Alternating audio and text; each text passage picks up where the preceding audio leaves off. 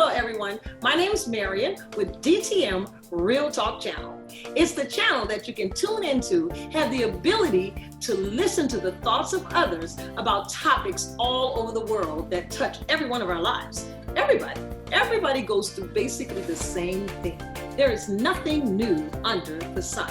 So if you're going through, someone else has already been there. Maybe you can find hope. Maybe it's a pathway that can set you on the right road just by tuning in. So DTM Real Talk, just keeping it real. And if you like it, like us at the bottom, subscribe, and let us know just how we helped you. Just keeping it real. Nothing but love.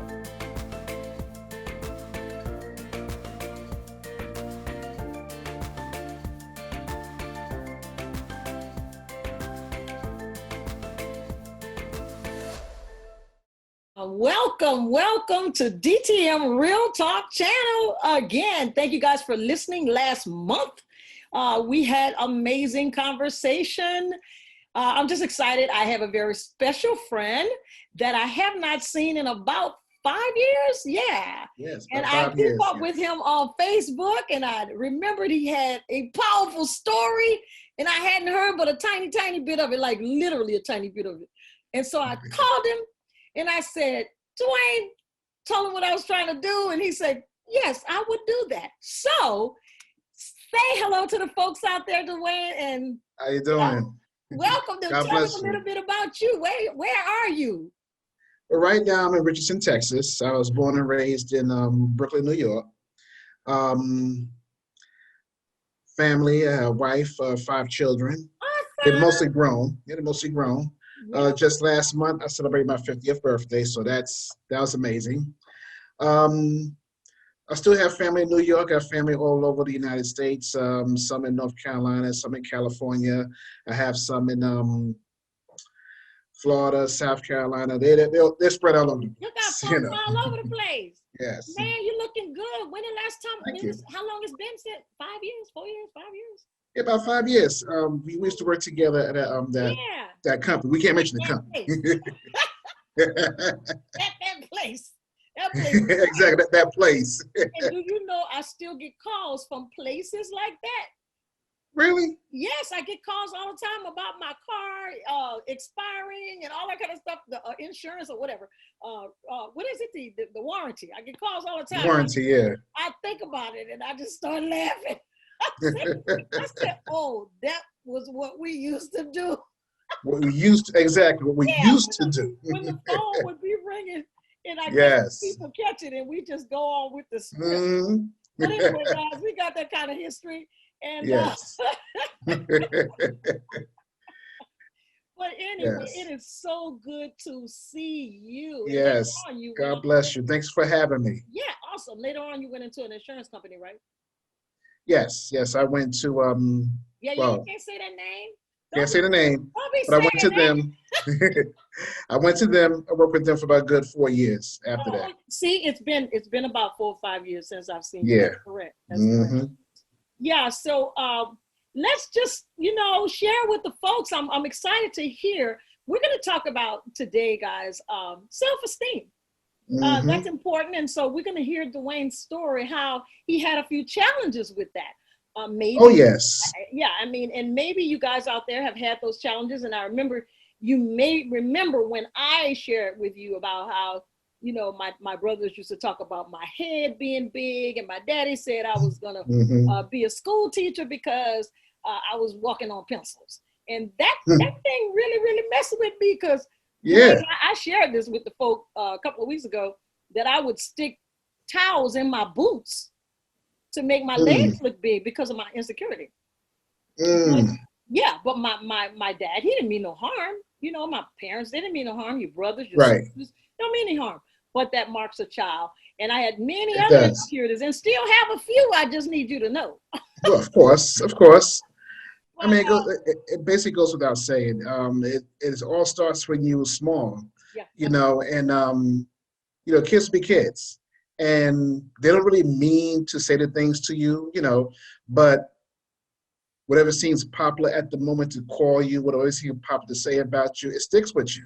Yeah, absolutely. If you're a little heavy, you know, they call you fat, stuff like that. Me, young as a child, I was had a little stomach, a little chubby. Yeah, yeah, yeah, yeah. You know, I was called names like pig, um, ham hocks, whatever the case may be. Yeah, yeah. And to my teenage stage, especially from the ages between 12 and 14, I had a very, very bad case of acne. Oh, okay, And okay. back during that time, during the early 80s, you had acne. It's like, oh my gosh, you got disease or something like that. Yeah, Or how the kids would say back in the days, get the cooties, you yeah, know? yeah. Crazy. You know. So even though you know the kids are just still kids, but it still affects you, you Yeah, know? absolutely. And it's one thing hearing it from like, kids in school or people in the street, but when you hear some family members, you Yes. know, repeating some of the things to you, it hits you. And yes, you know, deep inside, they didn't mean what they're saying. They just, Right. being a child, but it still hits you to the point like, okay, you start to believe the things that people call you, you Absolutely. know. Um, being I was a little chubby, I was told, you're too fat, you won't get no Yeah. girls will like you. And the ones that did like me, with the acne, when I had the acne and everything, the ones that did like me, they had acne themselves, Wow. and it was kind of hard growing up as a teen, during the early teenage stage because you tend to believe what people call you, Yes. Yes. Yes. and at that time, see, today they have many programs where people could reach out to, to talk about some of that, or you might have a family you could talk to. But for Right. me, it was kind of hard for me to talk to family because I didn't trust them enough to tell them, hey, this is what I'm going through, Right. you know. And let's say I win a couple of awards, like let's say I get a good achievement in math, or I get an award for spelling, or anything in the elementary and the early junior high school Yeah. stage. It would be like it don't mean nothing because nobody like you, Wow.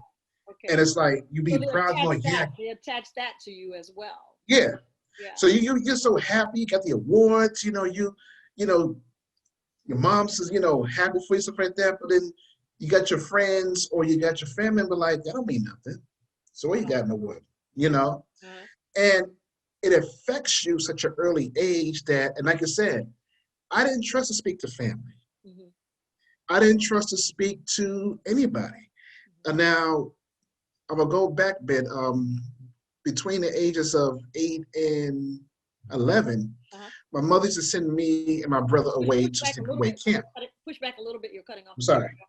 There you go. Go My ahead. my mom's had sent me and my brother away to sleepaway camp, and it Okay. was a Christian camp. Mm-hmm. And that was the first time I really, heard about the Lord. Mm-hmm. But even in that sleepaway camp, like I said, kids will be kids. Right. You know, there was the the Bible thumping ones like, "Oh, you living as a sin, the devil is after you," and no, no, no. Yeah. And then you had the one that couldn't come, the ones that couldn't differentiate between street and church. Okay. You know, this and that. You didn't get no girl. Da, da, da, da. It was horrific. You know, and Wow. to me that was a horrific experience because it's like I'm trying to be taught about Christ, and I couldn't really hear what the preachers was saying because they can't be everywhere. They couldn't be everywhere. So they wasn't hearing the conversation. And like I said, being I couldn't trust to go to family. And that's my little hang up. I take ownership of that, not trusting to speak to somebody about what I'm going through. Right. But I didn't trust to, if I couldn't trust family, I couldn't trust to speak to the counselors what's going through. Right. Well, a lot of And times, Dwayne, a lot of times you feel that non-trust because you don't know. You don't know. exactly, How do you know who you can trust? You don't know. exactly. So your You know, mistrust toward family. Tell us about how do you think that came about? mistrust was family. Mm-hmm. The only I could think of this quickly at the top of my head is a time when I was, I think it's about like 7 or 8 years old. Mm-hmm. And I felt that at the time. Because, okay, so let me just, in elementary school, I went to an all-white elementary school in Bensonhurst, Brooklyn. Okay. They used to school bus me, a couple of black, children out there. And this is the first grade. And I had a teacher, and I never forget her name, because her name was Miss Crea. Mm-hmm. And no matter what I did or what I said was wrong. Oh, wow. And the unfortunate part about that, I didn't realize about the racism that was happening during that time. Yes, sir. Here I am, a little young boy. I'm like, what's going on? Yeah, I seen roots, but at that tender age, like 6 to 7, 8, sure, you grasp it, but you don't grasp it all, sure, because your mind is still a child, right. And no matter what I did or said, she had a problem. So she got me out of her classroom, because the principal was like, hey, because it was me and another black child in her classroom. So the principal was like, okay, you can't throw them both out. You got to keep one. Mm-hmm. So she threw me out into another teacher. Now, this teacher, Ms. Goldman, she was more receptive of me. But it's like, if I told her something was wrong, mm-hmm. It was like, oh, don't worry about it. Yeah. If a white child does something, let's say if I did something to the white child, Dwayne, you can't be doing that. That's not nice. So. Okay. And then I would go home and explain to like my mom, hey, so happened, confused. And it's like my mom couldn't really, she broke it down the best way she could, mm-hmm. but I didn't feel satisfied at that time. And she did, that's my mom, so I love my mom to death, but it's like with that mindset that I had at the time, I couldn't articulate what she was trying to tell me about how some adults are, with racism and things of that nature. So when I felt my mom didn't do anything, and when I spoke to the teacher didn't do anything, I had this trustment of sharing what's wrong. And yes, my mom did press growing up at times. I would just sit in the house, just, make a face. My mom would press me, and my, God bless his soul, my grandparents would press me at times when we have like family gatherings, sure. But I just kept to myself. Right. As a child, you didn't know how to articulate it. You knew what you were feeling, and you didn't know how to explain what you were feeling, and nobody gave you a satisfactory answer about what you were feeling. So exactly. So I held a lot of things in. Yes. I held so many things in. It's like, if I were to burst out everything that I felt growing up, I know my moms would be confused. Like, she would know that I was a loner. I was known to be a loner, but I know if I expressed, hey, mom, this is so and so and so, I know she'll be like, really? She didn't know. She didn't know because I couldn't articulate how to break down what I was feeling. Right. And I was too intimidated to express because of what happened at that stage of my life, where a teacher threw me out to another teacher, and the white guy does something to me. Oh, don't worry about it. He didn't mean it, whatever the case may be. Rather, Dwayne, that was very bad what you did. And it's like, wow, Gotcha. Mm-hmm. Wow. So that was in your early on childhood, mm-hmm. up into, mm-hmm. Let's just say high school. What went on there with the feeling of high school? To me, high school's one of the best times of my life. But even then, I was a loner. I had my friends, don't get me wrong. I had a friend, his name was Paul. That was my boy, through and through. I even call my brother, Yeah. But the thing is, I still was like a loner. I kept to myself a lot. Yes. I would even, sounds kind of funny, if someone told me that a particular girl liked me, I didn't believe them. Right. Gotcha. I kept to myself so much. It's like, oh, this one girl, she's checking you out. I'm like, yeah, right, whatever. Because before high school, whenever it came to girls, when it came to me now, I have female friends, don't get me wrong, but that's just junior high school. You don't count that. Yeah. you know, you know, Count that. You're about to get a whipping for talking to a little girl. you know what I'm saying? You know, and there was this one particular girl I was crazy about on the block that I lived at, you know, but it's like, I didn't believe him, you know, because I was to myself, I'm like, yeah, okay. And, or if there was a particular girl I didn't like, you know, instead of me, you know, going to talk to her, you know, get to know her, stuff like that, I'll do this. You freak her out. And she'd be like, why are you staring at me? Oh, I'm sorry, I didn't realize, you know, I didn't realize I'm doing it, you know? And she'd be like, and then you get guys, you know, her friends, like, you know, either her female friends or some guy friends come to me, hey, she don't like the way you be staring at her, yo. You need to chill out. I'm like, yeah, you know, yeah. because growing up, I really didn't know how to express myself. Yes. And to tell that girl, hey, I like you, you know, I think we should go out sometime, you know. And I would joke, even in my adult stage, I would joke, hey, I'm a great catch. But but it's like doubtful here, you know, a little doubtful here. I'm a great catch, but how would they know? But I'm sitting there like, she'd be like, so what do you like to do, Dwayne? Well, I like to go out to the movies, and, you know, boring conversations, you know. Right. So that's how it was. I mean, the early stages of my life, I basically kept myself as I was a loner because I really felt no one understood who I was. Wow. And I didn't quite know who I was. Wow. You know, I had an idea.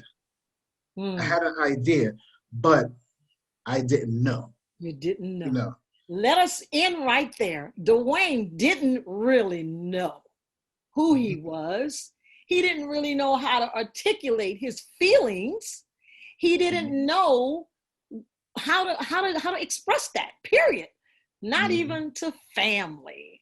So guys, we thank you for tuning in. I am excited about hearing how your self-esteem, how did it rise up? Did you find out who you really were? Did you really how did that happen? Guys, we're tuning out because next week, Dwayne's going to tell us what happened. Enjoy your morning. In fact, the rest of your day. We just keeping it real. Thanks, Jonas, for that segment on addiction, and also we want to thank Cher and Dwayne for sharing about low self-esteem, especially as being a child. Most people don't understand the deepness and the depth of what can happen on the inside and what profound effect it can have on the outside. But let's take a scientific look at self-esteem. See, self-esteem actually, by definition, is the worth that you have within yourself. It deals with your ability to find value in the things that you see inwardly. And not only that, but it becomes a foundational component of how you actually project your thoughts, how you formulate ideas, how you solve problems, and it even changes what you define as respect based on your self-respect. So as we look into self-esteem, it's going to be one of the attributes that you must have if you really want your life to change. I mean, let's keep it real. Self-esteem is something that is a foregone conclusion, especially in today's society where everyone is trying to define everything as having no definition. But there are some definite truths about self-esteem. Most people always talk about looking at your vantage point, however you want to see things. But let's deal with the truth of what you actually, before you get to your outlook, that you check out your in-look. All of us come from somewhere. Your nose, your mouth, your eyes, your ears, your hair didn't come from you. It came from someone else. The type of feet you have, how tall you are, the pigment of skin that you have, even to some extent, the size that you grow to has to deal with something that you had no control over. The problem is everyone on the planet has a way of projecting themselves in a favorable manner. And if you look on YouTube, internet, Facebook, IG, and all these other places, when you start checking it out, it makes you feel bad. Have you ever wondered why? It's because everybody is posting these pictures of them being happy, them enjoying this, them enjoying that. Everybody's got a great relationship. Everybody's got a great friendship and all this kind of stuff. And so when you see a picture of them, they've posed for that thing anywhere from 12 to 21 times and took the best picture. So you're not seeing the real folk. It makes you feel as if your everyday life, which is not always sunshine, which is not always blue skies, is actually wrong. People have a psychological makeup of comparing themselves to the things that they see. And if they feel differently, then they think that something's wrong with them. That makes you feel that there's no value, no worth in what you go through. But I want to share with you today that there are 4 seasons in the year. You have spring, summer, fall, and winter. And you also have those in your personality. You have those in your lifestyle. You have those in your family structures, in your relationships, even with your finances. But that does not mean that you have to define your worth, your value, or your esteem based on what happens around you. See, this is the thing. Everything that happened in your past has now given you an indelible, irremovable library for reference point. That means every harshness you had as a kid, everything you missed out on, everything that they overdid, some things that you saw that you weren't supposed to see, some dangers that you incurred that traumatized you, all those are valuable. You can rewind the tape, you can replay it, you can learn from it. It is the study hall. It is the reference point by which you're able to gain some truths that you don't have to go anywhere else to get. It is a treasure trove of knowledge. You can use that not to try to cover yourself up, but you got to learn that self-esteem is when you find value in the things that you pass. It's the way you look at it that makes the difference. Yes, look. Look inward at the things that have happened in your life, and then you can be thankful for how God has blessed you and how you've overcome in every single way. I mean, after all, you were helpless when you were born. You didn't even know your name, couldn't tie your shoes, didn't know how to walk, couldn't even wipe your own backside, couldn't feed yourself, couldn't burp yourself, but yet you're still here. That's because you have worth. You are important, and knowing that things have value allows you to understand that you have value with every single obstacle you pass. Just because you hurt from it doesn't mean it doesn't have value. It's painful for babies to be born. It's painful for a bone to be set. It's even painful to get a flu shot or an inoculation. Whenever you get pain, it's not always a punishment against your future or your promises. That just because you have a little bit of pain, you realize that now the way you look at it changes. No pain, no gain. So self-esteem now is something that you build up by looking at each life event, grabbing the value, and then releasing the pain. You went through it once, so why relive it? Why are you looking at your old life and always reliving every pain? You don't have to. Nobody told you that, but you need to tell yourself, no, it is a book on the shelf that I've learned, but I do not have to relive. I've already lived it once. I'm going to learn all of the secret values of it, and now I'm going to take it forward. Did you know that when you woke up this morning, you didn't have your entire workplace? You didn't have your uniform in your bed with you? You didn't have all your coworkers, all of the customers? You didn't have everybody in your bedroom right there up under your pillow? You know why? Because when you go to work, sometimes it's painful and difficult and stressful, but you gain all of your encouragements of going to work, and now when you get paid, your reward, the value of the time that you were spent is given to you. You take that money and you go home with it. Why can't you do that with your mind? Oh, you can. So when you look back, you need to look in and find the value. You need to look out and apply the value. So stop waiting on everyone else to be the answer. See, if this person would be nice to me, my life would be better. If my kids did this, my life would be better. If my job would do that, my life would be better. No, you can choose to be at peace and happy no matter what. I read something in the Bible one day that actually says that teaches that godliness with contentment is great gain. That whatever you have, you can choose to be content with it. Don't you know that there are people all over the world that are smiling and celebrating different situations, and some of them have no shoes on their feet, some of them have no teeth in their mouth, some of them have no family members that are alive, and some of them are holding on to just a sliver of life. Some have just been paralyzed from the neck down. But if they can smile on the inside, then it changes what they see on the outside. So you can start your self-esteem by realizing your life is something that is of value. You have a purpose, and now you have to begin to unfold that by learning to be thankful and be grateful for what you already have. Things could always be worse. You got to look at it and flip the script. So let's apply that on the outside. Whenever you take something inward and you add value to what you've learned, and now you take that value and apply it outwardly, it's just like taking a balloon and putting air in it. You don't see it to its full potential until you begin to use it for what it was designed to be. Everything that you've gone through was a lesson masker, was a training manual. It was a helper to teach you something that you didn't know before. Have you learned? See, insanity is doing the same thing over and over again, but never, ever learning. You're actually expecting different results from doing the same thing. But when you go back and you research, you gain something different. See, tomorrow will be different from today. Yesterday was different from the day before, which means you now have the most experience that you've ever had in your entire life. What are you doing with it? You got to change your self-respect. That's probably why you have not experienced respect. When you respect yourself, you change the way you do. You put boundaries and borders and limits on yourself based on what you know that you can accomplish, and you make up your mind that you are going to be patterning yourself for greatness. There are certain things that money should not be able to buy, and money should not be able to make you do. And if something is good, isn't it still good whether you have money or not? Hello?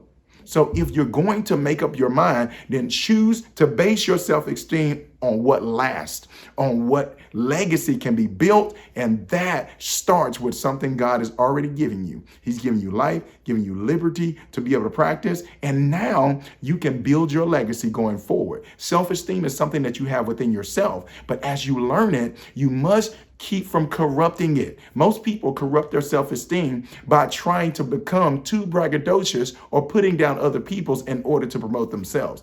That's another word. It's not self-esteem, it's rudeness, it's hatred, it's manipulation or witchcraft. But God wants us to know that whenever we deal with things, that we must understand how we are not disconnected from everyone. We all came from one person. We're all connected. And so we must find value in ourselves, and then we can be able to see value in others. You know why? Because everybody's lonely. Everybody has despair. Everybody has disappointment. Everybody has been hurt. And unfortunately, it's not the last time if you keep on living. So self-esteem is that thing that gives you that value and that worth. And guess what? Even what you're going through right now has value. Focus on the value. Hello. And not the very painful aspect. If you got to go through something and you have no other choice, you might as well choose to enjoy the journey. And if you do, your self-esteem is going to build. And as you begin to share it with other people and encourage them, you begin to exercise your ability to residualize your self-esteem. See, the only thing stronger than one person is two. Many hands make light work. So when you build a network of people that encourage one another to do the same thing, then you begin to use the same human frailties that people have as a human reminder of the framework that can be created to encourage us to overcome our flaws, our fears, and our failures with the faith that pushes us into a day that has not been promised that we call tomorrow. So I'm looking forward to you building your self-esteem, getting a chance to know the God-given right and the peace, the love, the joy, and the excitement that you can experience as well. I'm Dr. Butler, and this has been Self-Esteem. Thanks for watching DTM Real Talk. Be sure to join us for more conversation. And oh yeah, don't forget to hit that like button, share, and subscribe while you're there.